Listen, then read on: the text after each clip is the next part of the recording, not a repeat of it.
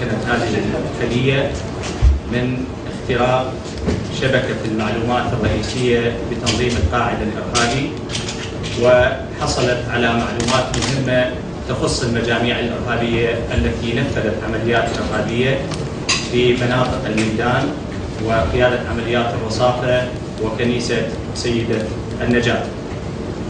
الآن نعرض أسماء الانتحاريين الذين نفذوا تلك العمليات الإرهابية.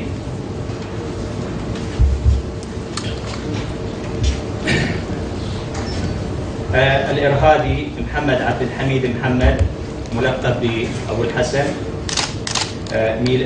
تاريخ التولد 91، الجنسية عربي الجنسية، وتاريخ الدخول إلى العراق في 2/8/2010، وتاريخ ومكان تنفيذ العملية الإرهابية كنيسة سيدة النجاة في 31/10/2010.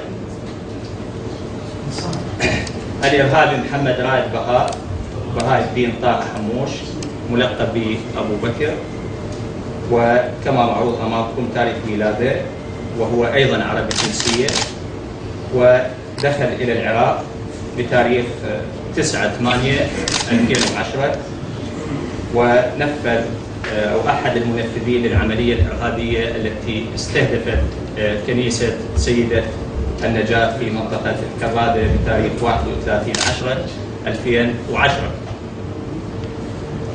الإرهابي راتب إسماعيل حسن البقاعي، ملقب بأبو إسماعيل، تولد 86، الجنسية أيضا عربي الجنسية، تاريخ دخول العراق في 9/8/2010، ومكان تاريخ ومكان تنفيذ العملية الإرهابية كنيسة سيدة النجاة في 31/10/2010.